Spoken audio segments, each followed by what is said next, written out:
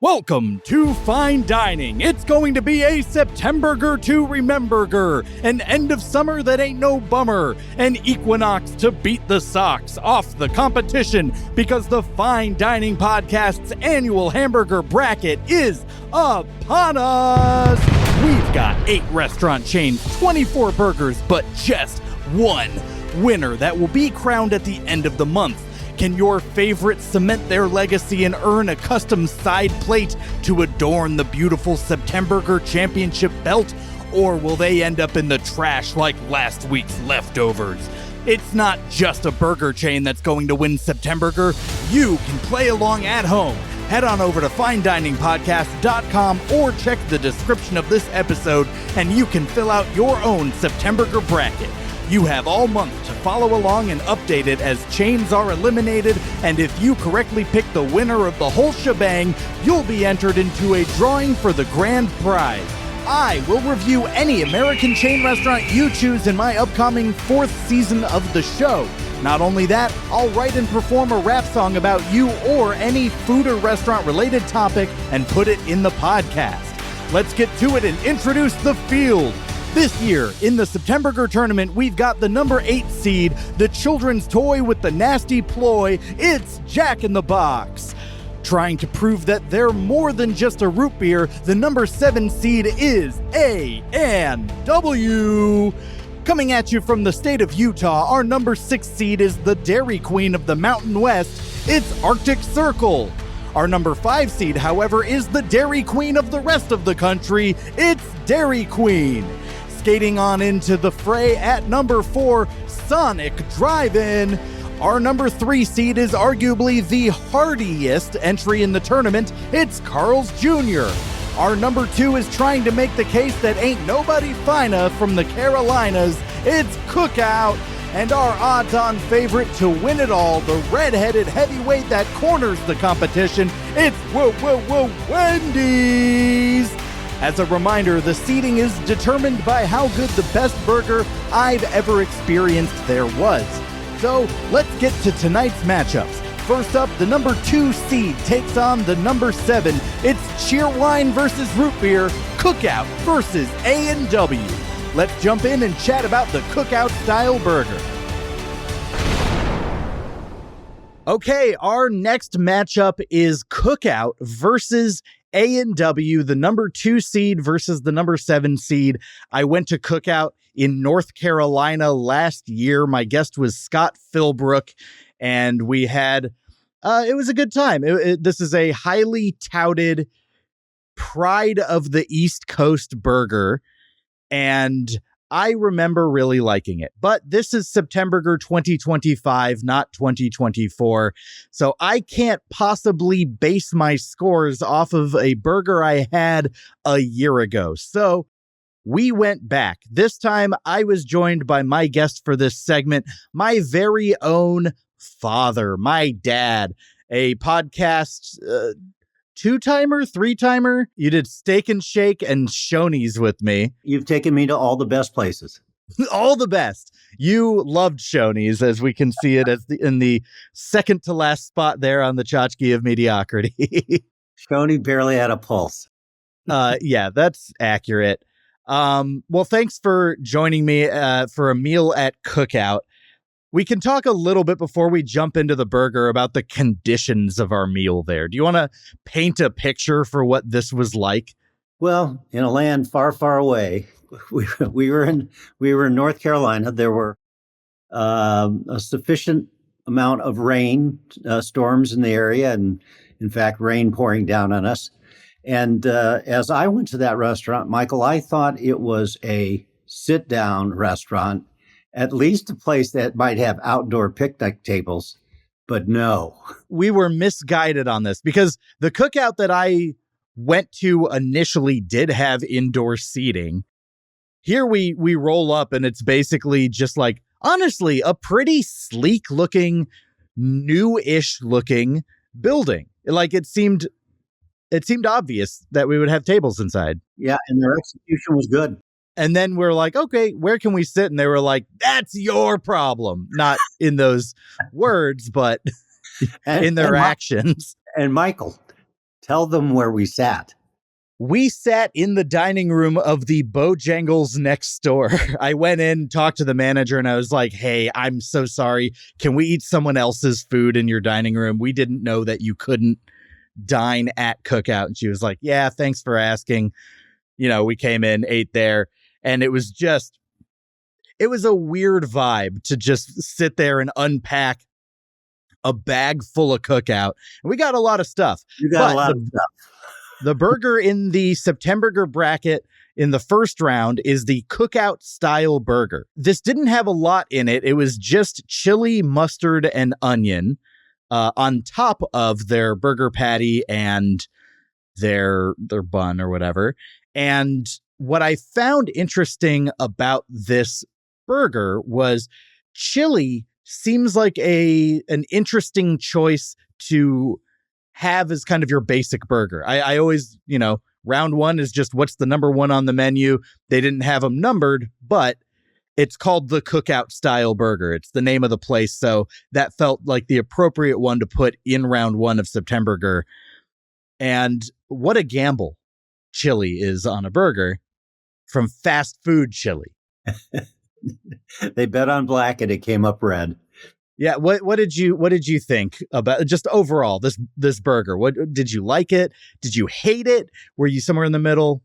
I think your point is spot on, Michael, which is chili's not a core element of a hamburger. Usually you'll have, a smash burger with onions on it or, sauteed onions. You'll have something or mushrooms. Chili's not the ingredients I'm seeking. And so I think it was a big gamble in my mind. I think yours as well. It was a losing bet. So I didn't hate this as much as you and Mom did. Y'all were Mom in particular was repulsed by everything about Cookout. I think if you say the word Cookout around her, even accidentally, like, oh, do you want to go to this Cookout? Not even the restaurant, just the concept of a Cookout, it will trigger her gag reflex. That's my guess. A little bit of a heave. Yeah. I wasn't as negative on this. I actually did think that the flavor of the meat was an above average burger, not drastically. But I do know that the impression I got from this is about a month ago for us. So this is we're digging into our memory reserves here. But I do remember both of you just being like, no, thank you. Like, when a kid rejects the airplane when you're like, here comes the airplane. I feel like that's the face y'all were making. Just I remember that face. It was a long time ago with I think broccoli for you. So yeah. So my score for the Cookout style burger, I did think that all the other ingredients were nice, and the chili just felt like an outlier that was dragging it down. This had potential for me for a fast food burger. This definitely had potential for me. I went 5.63 on it. So I'm not like bragging about it, but I'm not calling it a below average burger. So I have to circle all of the other burgers, not the Cookout style burger, but the A1 burger and the other the burgers. Out West. Yeah, that we sampled, and the shame of it is they weren't bad. They tasted fine, and the meat was a high quality patty of beef. But the chili on top of this kind of was as I said, a losing bet. And so it dragged it down. So I think, if I was scoring the other burgers, I probably would have gone a little bit higher. But on this one, I had to rate it 3.87 in my scoring metric. 3.87. Okay, so when you put your score with my score, the Cookout style burger in the first round of Septemburger has a 4.75. Not great. not impossible to overcome. We have to throw it to the competition, A&W. Okay, a 4.75. Definitely underperforming for the number 2 seed, but wait a minute, what's this? Cookout has a message for A&W. A&W should stick to root beer, big boy. They are not a good place to be. They lived in the days of the drive-through. And I'm telling you right now, all we should do is drive away from A&W. They are famous for things they did in the 50s and 60s, not in this century, big boy. You're a loser, dude. You're over. Strong words from Cookout. Let's throw to A&W for their response. Look out, Cookout. It's A&W, and I'm calling you out this year for Septemburger. That's right. We're up against you, and you think you're so tough with your down-home Southern cooking and your milkshakes and your fancy pants restaurants that look all modern. Well, guess what? You're not, because you don't have that classic 70s charm like me and my tag team partner Rudy do, baby. And second of all, you don't have your own root beer soda. You can't just go to the market and say, hey, you know what? I'm thirsty. I kind of want a root beer. Huh? Wait a minute. I don't see Cookout. No, because you don't have your own soda. But we do, baby. That's right. Get that root beer. So, Cookout, you better be scared because by the end of this, you're going to be down for the count. Believe you me. Ah! Wow, heated. I don't know about you, but I've got to hear who wins this. Can A&W beat Cookout's 4.75 score? Let's find out. All right, we are in it. We are in our first matchup of the Septemburger 2025 tournament. Cookout versus, where do we go? A&W? A&W. I have my friend Herbert standing here before me. I still have not figured out my set yet because I just moved into the studio that y'all have been watching me record in for the last couple of months. This is technically the first video I'm shooting here. So bear with me as Herbert stands next to me. And I know what you're thinking. He's your guest. Shouldn't you offer him a seat? Herbert, what's your take on that? You're the host. You get the chair. So no, Herbert was telling me he did not deserve the chair, despite me there's that too. insisting that he does in fact deserve the chair, by which I mean the electrical chair. That's probably accurate. So our first matchup here is the Papa Burger, right, from A&W. That's the first one that we saw. That's the first one that we ate. That is the number one on their menu. Right. The Papa Burger is pickles, onion, lettuce, 2 beef patties with a fluffy bun, and Papa sauce. Right. Which is Thousand Island. Yeah, I mean, let's not kid ourselves. That's what every secret sauce is. It's Thousand Island dressing. It's always Thousand Island dressing.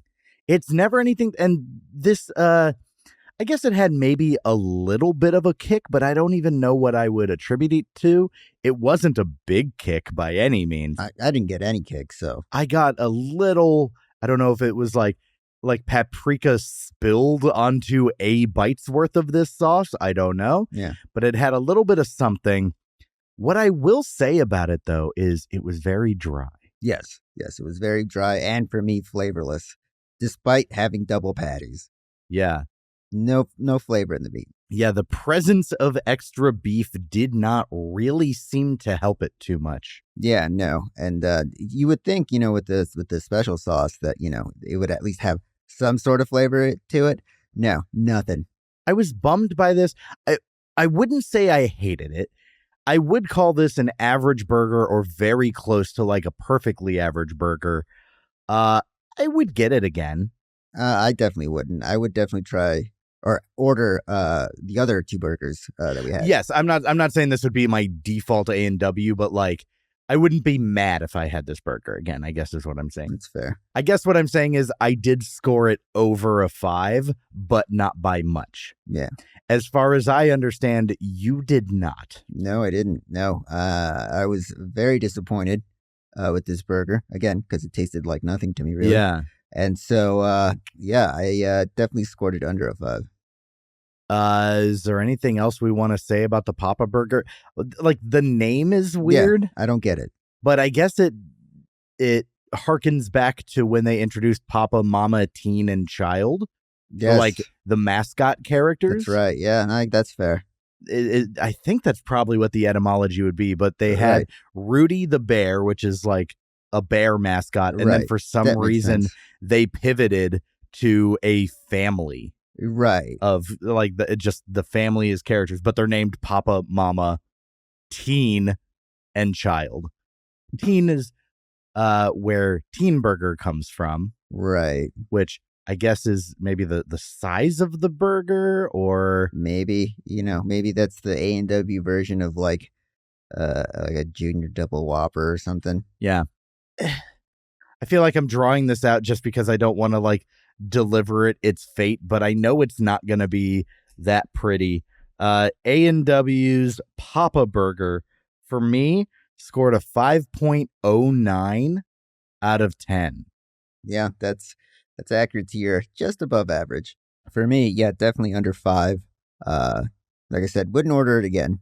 I gave it a 4.42. 4.42. So when you average your score with my score, the Papa Burger is going to get a 4.76. Yeah, that's accurate. I feel like it's definitely below average. 4.76 for the Papa Burger. All Cookout needs to do is be just needs to show up. By definition, better than mediocre. Yeah. OMFG! OMFG by the skin of their teeth! 1/100th of a point! A&W has eliminated one of the top contenders in the tournament! A&W advances to round 2, 4.76 to 4.75! What an incredible start to Septemburger! Let's get ready for our second and final full match of the day as Carl's Jr., the number 3 seed, goes head-to-head with the number 6 seed, Arctic Circle. And joining me to chat about his home, Santa Claus is here to review Arctic Circle with me. Okay, I am here back with Santa Claus. It's Septemburger. September. Yeah, you've got just a couple months before your big day again. So we need to break down the burgers that we got at the Arctic Circle last December.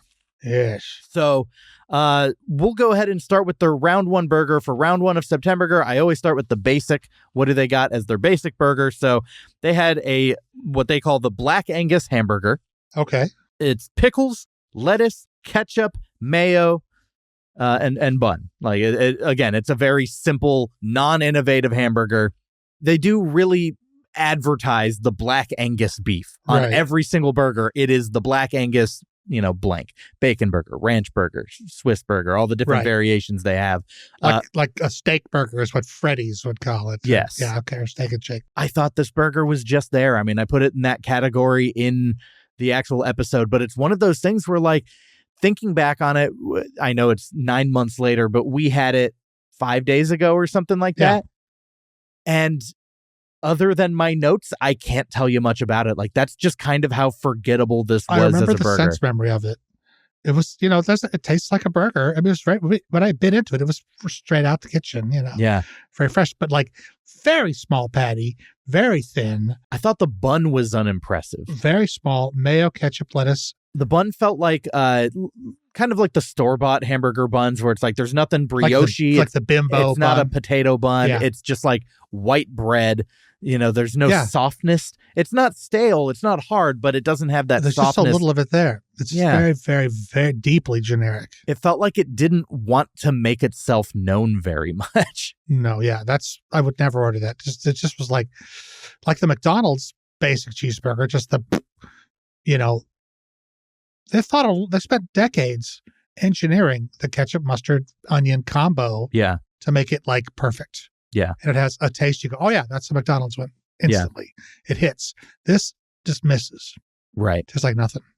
And like the pickles were, it's not that they were bad. I don't think you got a pickle on my half. Nothing. Yeah, I had pickles in mine. Maybe you got the pickle. Maybe they just, so low quantity of pickles. But even then the quality of pickle it wasn't impressive at all. Like, it didn't taste fresh, I guess. It tasted fresh enough to me, but it's just so bland and boring. Now, this is where we have to think of this little lifetime spectrum of all hamburgers and give it a number? Yeah. Okay. So this thing was so painfully middling for me. that on principle, I'm going to give it a 4.99 out of 10. It is almost right in the middle for me. It is that forgettable. I'm struggling to talk at length about it. I had like one note about the bun being unimpressive, but beyond that, it was like forgettable. Yeah. But it wasn't, I didn't bite in and go, ugh. Like, it wasn't bad. No, there's no yuck. But I can't think of a burger that was yuck to me. You know? Can you? I know you don't like the White Castle, but yeah. But I can't think of a burger to me that's yuck. Where do you score this Black Angus hamburger from Arctic Circle? Well, the other ones they have, which are also kind of generic, are so much better. I'm going to go 4. What did you say? I said 4.99. I'm going to go closer to 4. I'm going to say 4.25. When we average our scores together, the round 1 entry for Arctic Circle is a 4.62. Okay. So that's what they're putting out into round 1. Can they beat their Septemburger opponent? We're going to cut to that, and we'll find out. All right, a 4.62 for Arctic Circle's first round. At least this matchup is between two respectable gentlemen, as Santa Claus wouldn't dare to talk smack about, wait, what's this? Cut to the back. Ho, ho, ho, you're going down, Carl's Jr. This is Santa Claus from the Arctic Circle for the Arctic Circle. You want some delicious hamburgers? Get off the hood of that car, wipe that sloppy burger off your bikini, and come see us at the Arctic Circle. So many delicious burgers and shakes and other things for Septemburger. We're going to take home the Septemburger belt this year. If it was Corn Dog August, you'd have something in your face right now, Carl's Jr., something delicious like our delicious corn dogs, but our burgers are just as good. We don't need a big pile of onion rings and sloppy stuff slurping all over the place. We've got good Midwestern values and good Arctic Circle delicious food. So Arctic Circle is coming for you, Carl's Jr. I'm speechless. Santa, I expected better from you. That said, I will be trademarking Corn Dogist. Anyways, what does Carl's Jr. think about all of this? Let me tell you something. I never even heard of Arctic Circle until 3 days ago. But you know what? If you're coming from me, then you best come correct. It's me, Carl's Jr. That's right, the Carl's Jr. My luchador name, however, is El Hijo del Carl. Now, I'm gonna hit you, Arctic Circle. I'm gonna hit you with a big Hardee's from the east, a Carl from the west, and a Polar Express right to the dome, split you down the middle. That's right, Arctic Circle, Aurora Borealis, more like a Aurora Snorealis, am I right? Yeah, that's right. You want to come at me for Septemburger? I don't think that's gonna happen. Carl's Jr., that's a household name. Arctic Circle, never even heard of you. So look out this Septemburger, because I'm coming for you. Increíble. El Hijo del Carl has a lot to say, but can the number 3 seed back it up, or do we have another upset on our hands? Let's cut to that discussion to find out. Okay, so Arctic Circle just went. Carl's Jr. is the competitor. I'm joined by James McEnelly, great friend, D&D group mate. I thought you were going to say decent person. Better than decent person. And most notably, the composer for the majority of this show's music. Hello, welcome. Thanks for going to Carl's Jr. with me. Thank you for taking me to Carl's Jr. We'll talk about how we feel physically, but it's a lot. Yeah. That said, we ate 3 burgers for Carl's Jr. We need to put one of them up against the Black Angus burger from Arctic Circle to see if we even get to talk about the other two, or is Carl's Jr. going to be eliminated in the first round? Doubt it. So we got the famous star or the superstar.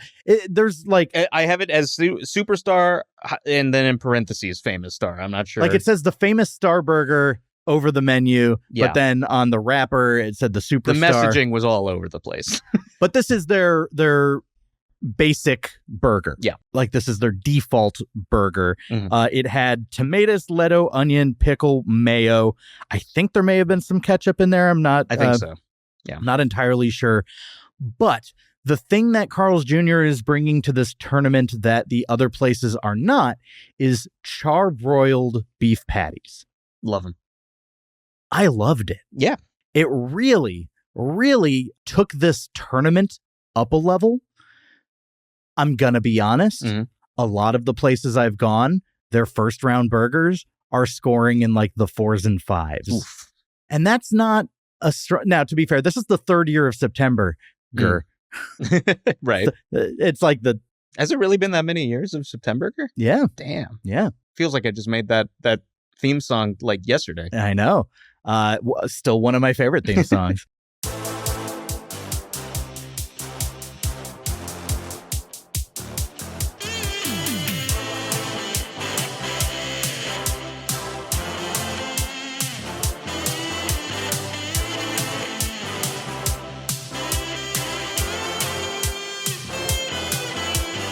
Eight burgers enter, one burger leaves. Take a look at the menu, nothing but beef. So fire up that grill and fry up your soul. We're looking for something that's better than mediocre.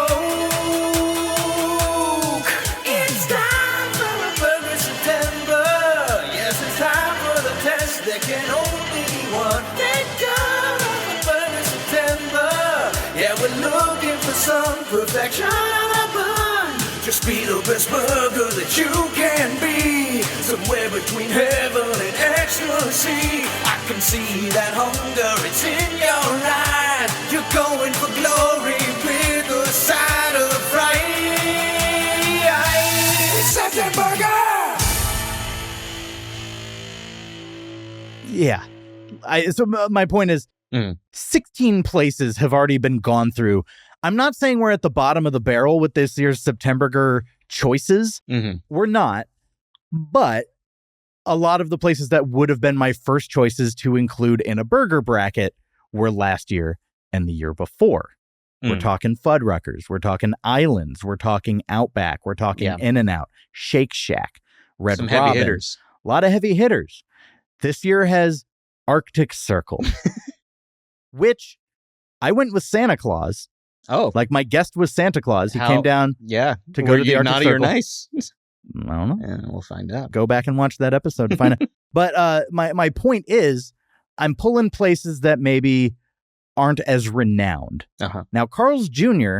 is so renowned that it's 2 restaurants. It's Carl's Jr., it's Hardee's, depending where you go. Now, we did go to a Carl's Jr. specifically, so I will say Hardee's eligible for future Septemburgers if I end up at an East Coast equivalent of this. But it almost felt unfair. This was a heftier burger. It was charbroiled, and it was really good. Yeah. It stood out. So let's talk about the famous Star Burger. What thoughts did you have on it? Well, I have a score for you. That is because I like Carl's Jr. I'll go, not regularly, but on occasion. Yeah.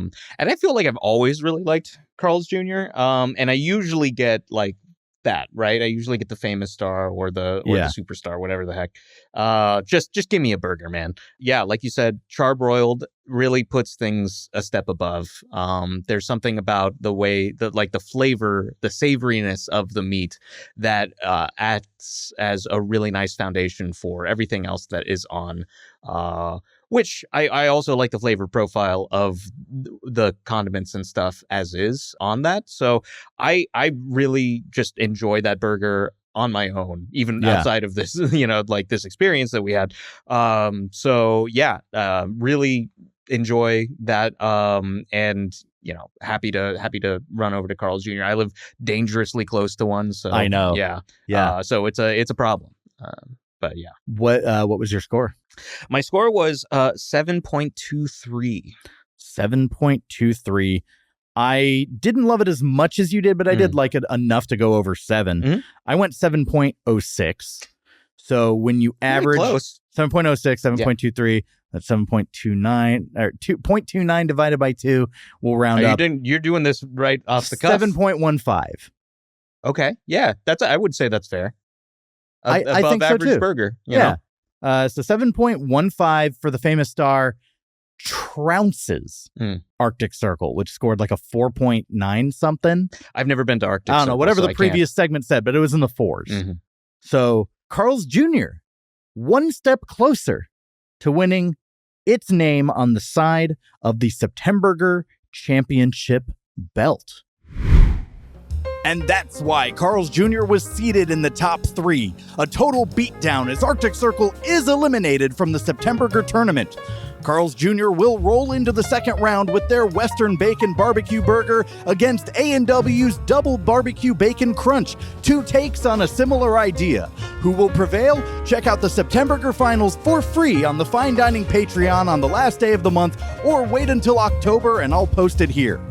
So, A&W and Carl's Jr. are advancing to the semifinals of Septemburger, but that's not all for today. Before its matchup with Sonic Drive-In next week, I want to chat about the first round burger from the number 5 seed, Dairy Queen.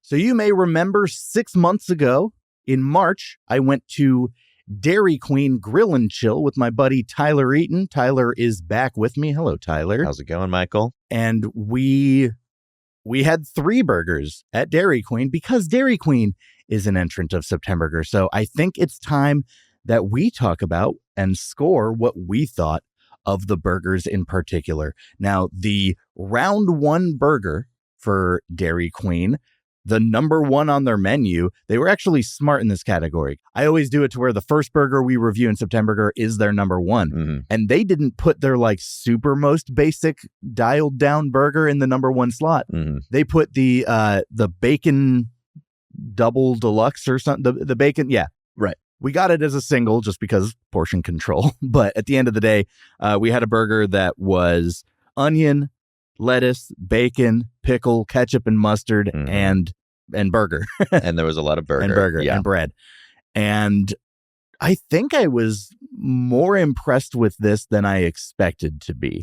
I was too, It wasn't amazing, but I did have low expectations for what Dairy Queen's burgers might be. I normally take pickles off of my burgers because I don't really like pickles. They were on this one. Yeah. And I was having a good time. So that says something, you know. Septemburger, like dating back to the first year of Septemburger, is what made me appreciate pickles.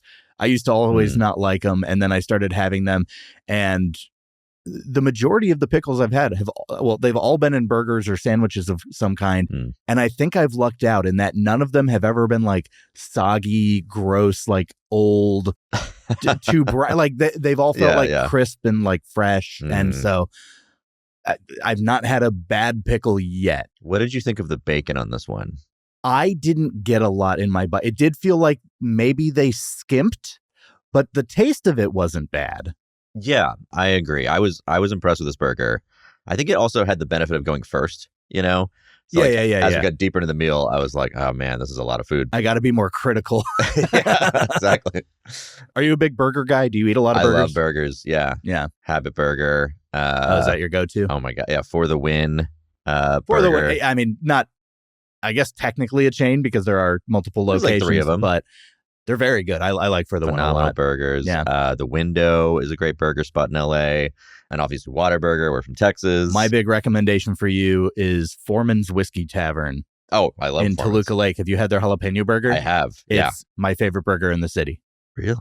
Okay. I like it. I don't know if it's my favorite, but it's good. It's really good. Shout out to Foreman's. They're not listening. But they should be. Okay, so yeah, I think putting an original bacon deluxe first on your menu makes a strong statement of, hey, we're confident in this burger. And I'm going to be honest, I think they have all the reason in the world to feel good and confident in this burger. Mm-hmm. Don't you? I think, yeah, it's sort of a quantity over quality kind of burger, though. Like, you're coming here for something gigantic. Like, you know what I mean? Are you? I think so. I mean, we got the smaller version of it, but all of their burgers were doubles. You know, by default, they were doubles and triples. Like singles, you had to like ask. You have to ask for less burger. It's a customization to get a normal burger. Yes. So that's why I think they're a little bit quantity over quality, because they're like, you came to Dairy Queen. We're gonna give you more. You're not here to count calories. You're not a burger peasant. You're royalty. You have to eat like it, bro. You're maybe hungover, and we got what you need. Yeah. Yeah. All right. Well, if I'm scoring this burger, it was nice. You know, the patty, I do think overall was probably the thing that they could immediately improve to really up these burgers. But the combination of toppings distracted from it. And actually, distracted is an unfair term because it was well enough, you know, good enough.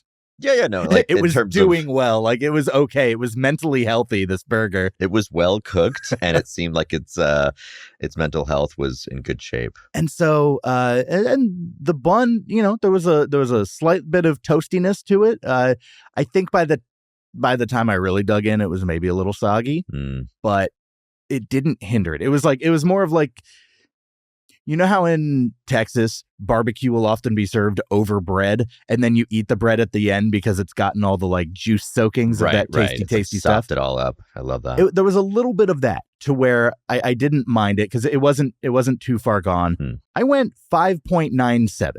Wow. On this burger, which for first round burger, basic burger, and for Dairy Queen, I think is pretty good. I know I've been very positive about it, but I did write down 4.25, which is not a great score. You can vent about it if you need to. You don't have to agree with me. No. It was okay. But it was in the, you know, it's like you're going there, you know, it's going to be a little bland. You know, it's like you're at a big chain restaurant that, for me, is somewhere I generally stop on like a road trip because there's not a ton of options. Yeah. And not to be all cynical about it, but yeah, I was like, it's a below average burger for me overall. What is your problem? I thought this was a solid little engine that could.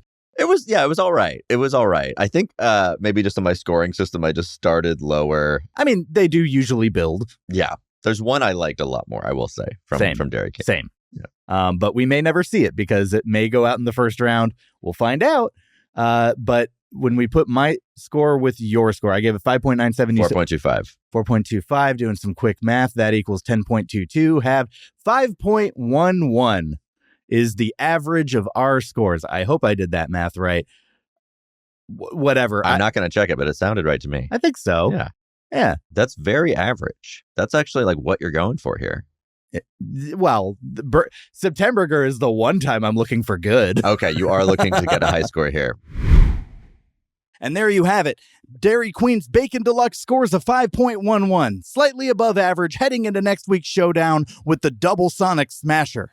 Let's just hope Dairy Queen doesn't sling too much mud at Sonic and get themselves DQ'd.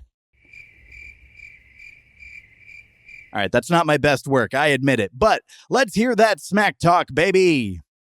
Hear ye, for the Queen of Dairy has issued her royal decree that this Septemburger, the DQ burger, will trounce all other burgers and rule supreme across the land for all those who are tolerant of lactose. Sonic Burger, you fool, you road trip garbage food stop that doesn't even have a bathroom usually. Your burger tastes of the same cowardice that led to you no longer letting your servers wear roller skates. The same way you should fear lawsuits from your clumsy employees, you should also fear not pledging your fealty to the Queen.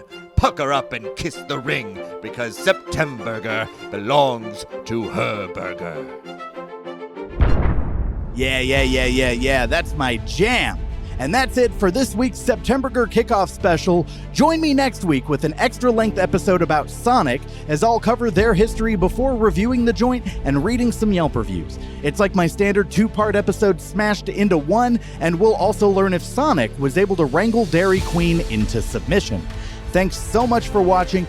Be sure to head to FineDiningPodcast.com to fill out your Septemburger bracket and follow along as the tournament rolls on. You can get bonus scenes, extended Yelp review discussions, exclusive interviews, and additional episodes over at patreon.com/FineDiningPodcast. And make sure you follow the show on Instagram and TikTok at Fine Dining Podcast. I'm so glad to dine with you. I'll see you all next week. Have a fine day.